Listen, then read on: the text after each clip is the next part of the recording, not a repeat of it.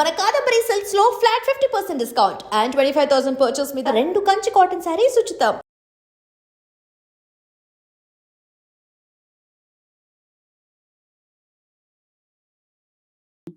So మరి ఎందుకు కష్టం అని చెప్తారంటే, ఇప్పుడు చూడండి మనం రామచంద్రుని చూసాం అనుకోండి, సరే ఫస్ట్ విష్ణువుని చూసాం అనుకోండి, 4 చేతులతో శంఖచక్రాలతో ఎంతో గౌరవనీయంగా అద్భుతంగా కనిపిస్తాడు. అవును. వెంటనే దేవుడు అని అర్థమైపోతుంది. మనకి ఇంకా ఫిలాసఫీలు అవసరం లేదు, ఏం అవసరం లేదు, చూడగానే అర్థమైపోతుంది నాకంటే గొప్పవాడు అనేసి. రామచంద్రుని చూసారు అనుకోండి, అబ్బో చాలా మర్యాద పురుషోత్తముడు, ఎన్నో నియమంగా ఉన్నాడు. 16,000 మంది మునులు ఆయన వచ్చి రామచంద్రుని కోరుకుంటారు, మీకు మేము దాసులుగా కావాలనుకో, దాసి అంటే మిమ్మల్ని పెళ్లి చేసుకోవాలనుకుంటున్నాం అంటాడు. అంటే ఆ రూపాన్ని మాకు ప్రసాదించండి అవుతాడు అన్నమాట. అప్పుడు రాముడు అంటాడు, ఈ అవతారంలో నేను ఏకపత్ని వ్రతుణ్ణి, నెక్స్ట్ అవతారంలో నేను కృష్ణుడిగా రాబోతున్నాను అని చెప్తాడు అనమాట. సో అంటే రామచంద్రుని చూసినా ఎంతో మర్యాద పురుషోత్తముడు అంటారు, అంటే ఎంతో చాలా నియమంగా కనిపిస్తాడు.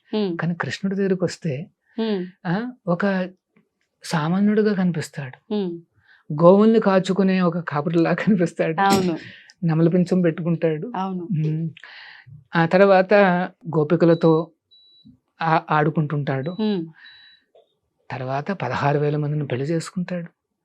ఇవన్నీ అర్థం కాదన్నమాట, అంతమందిని పెళ్లి చేసుకున్నాడు ఏమిటి అనేసి. నిజంగా వీళ్ళంతా 16,000 మందిని పెళ్లి చేసుకున్నాడు. 16,108 మందిని పెళ్లి చేసుకుంటాడు ద్వారకాలో. యాక్చువల్గా ఏమవుతుందంటే, ఒక నరకాసురుడు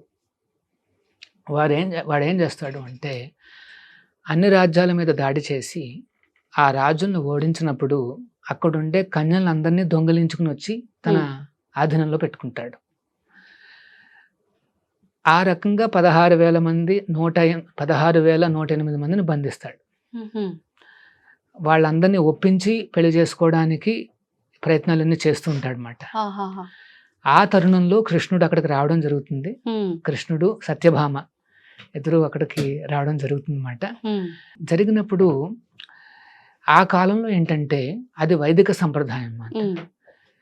ఒకవేళ ఏ కన్య అయినా సరే ఇంటి నుండి ఒక్క రాత్రి లేకపోయినా సరే ఎవరు పెళ్లి చేసుకోరు.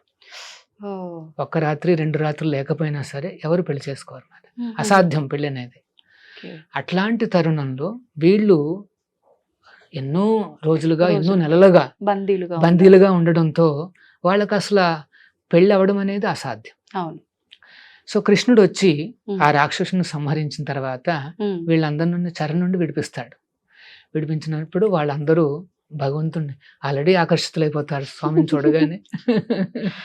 వెంటనే ప్రార్థనలు ఇచ్చి, సరే మీకేం కావాలని కోరుకోమని చెప్తే, మాకిప్పుడు మేము ఇంటికి వెనక్కి వెళ్ళినా సరే ఎవరు పెళ్లి చేసుకునే అవకాశం లేదు.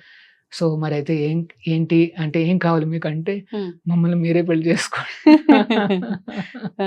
అంటే అప్పుడు కృష్ణుడు 16,108 మంది, అంటే ఆల్రెడీ 8 మంది మెయిన్ క్వీన్స్ ఉంటారు, మిగతా వాళ్ళందరినీ కూడా పెళ్లి చేసుకుంటాడు. అందరినీ పెళ్లి చేసుకుని ఒక్కొక్కరికి ఒక్కొక్క భవంతిని నిర్మిస్తాడు అక్కడ ద్వారకాలో.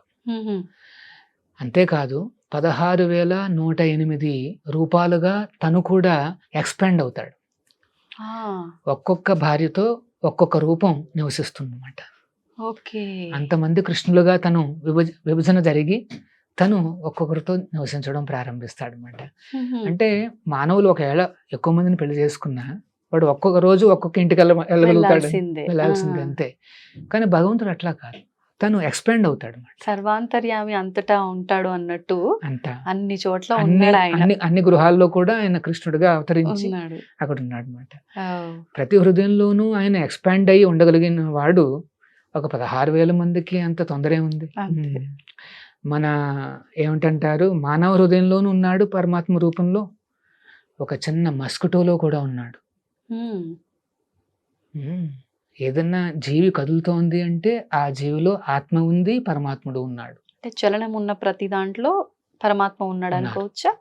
అంటే ప్రతి జీవిలో కూడా చలనం ఉన్నా చలనం లేకపోయినా ఉన్నారన్నమాట.